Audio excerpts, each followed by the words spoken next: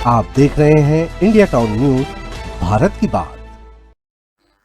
राजनांदगांव से एक ऐसी तस्वीर सामने आई है जो कानून के दोहरे मापदंडों पर बड़ा सवाल खड़ा करती है।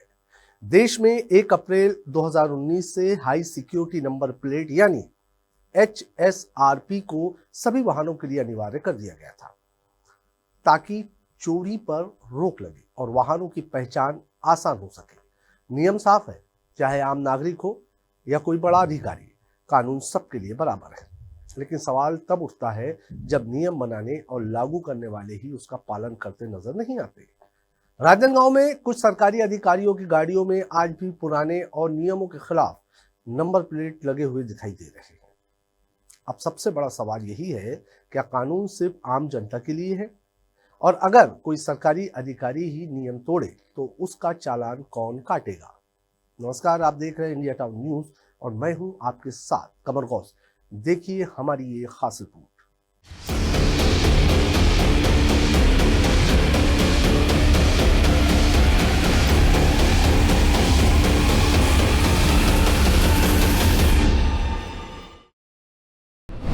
जनता पर सख्ती, अफसरों पर चुप्पी क्यों? नंबर प्लेट में खेल, सिस्टम भी फेल। कानून लागू करने वाले ही तोड़ रहे हैं कानून। जब जिम्मेदार ही लापरवाह तो जवाबदेही किसकी?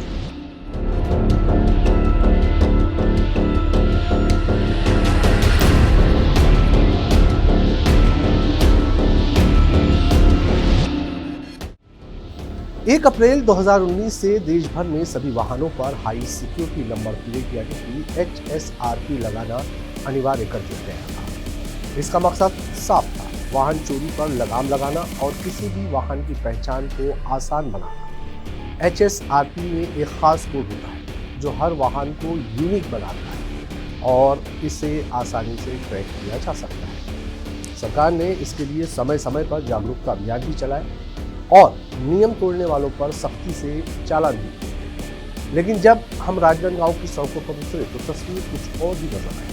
यहाँ कई सरकारी वाहनों में अब भी पुराने और नियमों के खिलाफ नंबर प्लेट लगे हुए दिखाई दिए। सबसे चौंकाने वाली बात यह है रही कि इनमें कुछ गाड़ियाँ ऐसे अधिकारियों की भी थी जिनकी जिम्मेदारी खुद कानून का पालन सुनिश्चित करने की होती है, यानी जो नियम लागू करते हैं वही नियम तोड़ते नजर आते। इस वक्त खड़े हैं कलेक्ट्रेट परिसर में एक ऐसे विषय को लेकर के जिस पर किसी की नज़र नहीं जाती है, लेकिन बहुत बड़ा विषय है। हमारे सामने डिप्टी कलेक्टर जी की गाड़ी खड़ी है। आप देख सकते हैं HSRC नंबर प्लेट लगना अनिवार्य हो चुका है, लेकिन कलेक्टर साहब की गाड़ी में, डिप्टी कलेक्टर साहब की गाड़ी में आज भी HSRC नंबर प्लेट नहीं लगा हुआ है। क्या सरकारी अधिकारियों को नंबर प्लेट लगाना अनिवार्य नहीं है? कोई लोकल व्यक्ति, कोई आम जनता अगर इस प्रकार की कृत्य करे, बिना नंबर प्लेट की गाड़ी में घूमे, HSRC नंबर प्लेट ना लगाए, तो हजारों की फाइन काटा जाता है। डिप्टी कलेक्टर साहब की गाड़ी ही नहीं, और भी ऐसी गाड़ियां हैं हमारे पास। छत्तीसगढ़ शासन लिखा हुआ है, आप देख सकते हैं, लेकिन नंबर प्लेट वही पुराने नंबर प्लेट घिसे पीटे चल रहे हैं।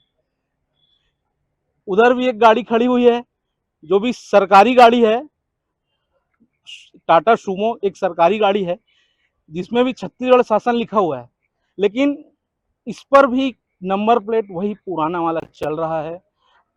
RTO अधिकारी से क्या अनदेखा कर रहे हैं? यातायात विभाग क्या अनदेखा कर रहा है?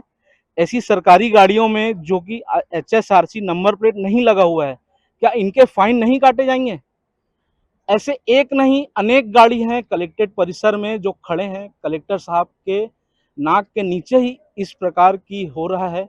ऐसी कितनी गाड़ी हैं शहर में जो सरकारी गाड़ियां हैं और नंबर प्लेट आज भी नहीं चेंज किए गए हैं। स्थानीय लोगों का कहना है कि आम जनता के लिए नियम बेहद सख्त है। अगर किसी आम व्यक्ति की गाड़ी में HSRP नहीं है तो तुरंत चालान काट दिया जाता है। कई बार तो भारी जुर्माना भी भरना पड़ता है। लेकिन जब बात सरकारी अधिकारियों की आती है तो वही नियम कहीं पीछे छूट जाते हैं। लोगों का सवाल साफ है, क्या कानून सिर्फ आम आदमी के लिए है?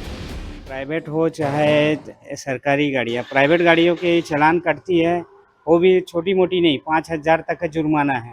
तो सरकारी गाड़ियों का क्यों नहीं होता?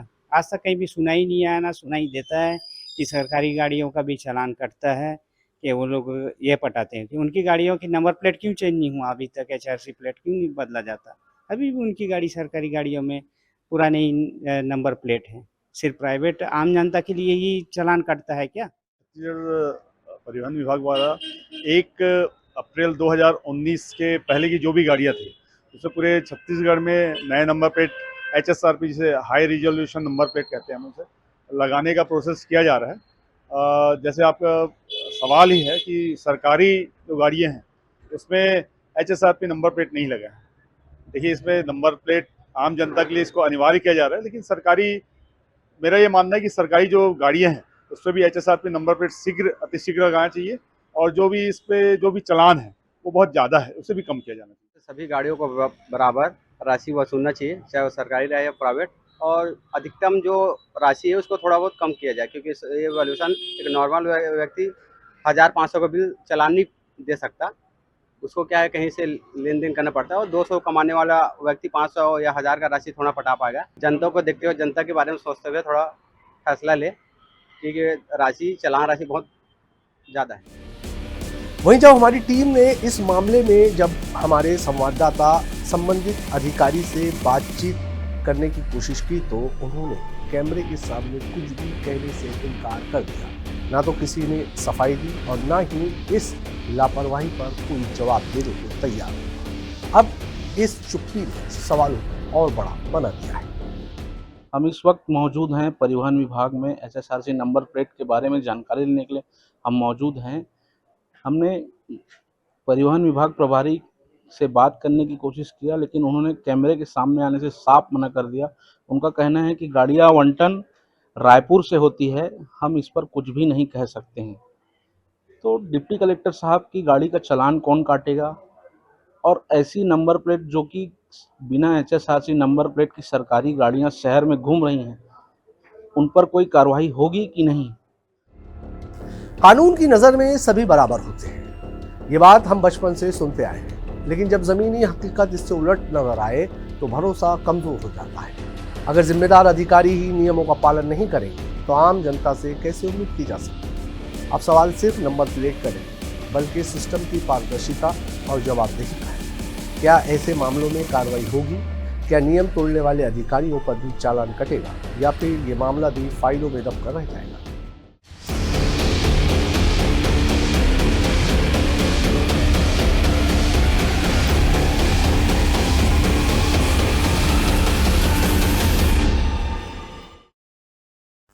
तो राजनांदगांव से सामने आई ये तस्वीर कई बड़े सवाल खड़े करती है।